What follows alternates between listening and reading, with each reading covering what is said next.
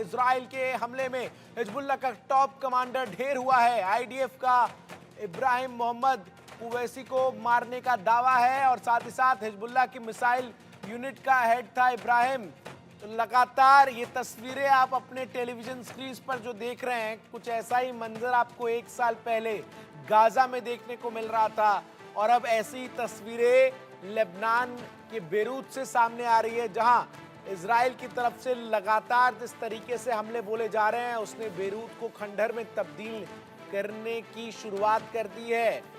Pin pointed attacks उन तमाम ठिकानों पर जहां से हिजबुल्लाह के लड़ाके इजराइल पर मिसाइल लॉन्च कर रहे हैं और इन हमलों में जिस तरीके से लगातार जो टॉप कमांडर्स हैं हिजबुल्लाह के, उनको निशाना बनाया जा रहा है और कहीं ना कहीं इजरायली डिफेंस फोर्स जिस बात को लेकर पहले भी कई बार सार्वजनिक तौर पर कह चुका है कि हम पर जो हमला करेगा उसे छोड़ने का विकल्प हमारे पास नहीं है।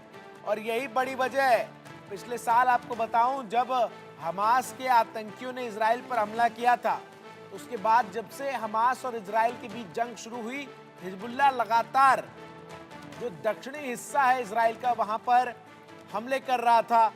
इजरायली डिफेंस फोर्स जहां एक तरफ गाजा में युद्ध लड़ रही थी, तो वहीं उसके सामने दोहरी चुनौती लेबनान से सटी इजराइल की सीमा पर लगातार हो रहे हमले थे।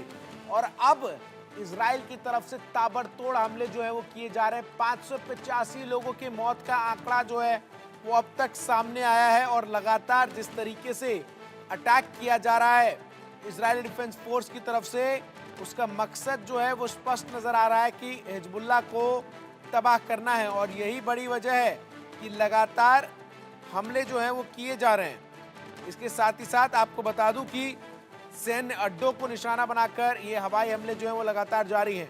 इजरायली सेना ने लेबनान में हिजबुल्लाह पर घातक हमले किए हैं। हमले में 500 से ज्यादा लोग मारे गए हैं। इजराइल की एयर स्ट्राइक के बाद हिजबुल्लाह ने भी हमले तेज किए हैं। उसने इजराइल के खिलाफ नए रॉकेट के लॉन्च का इस्तेमाल का ऐलान किया है।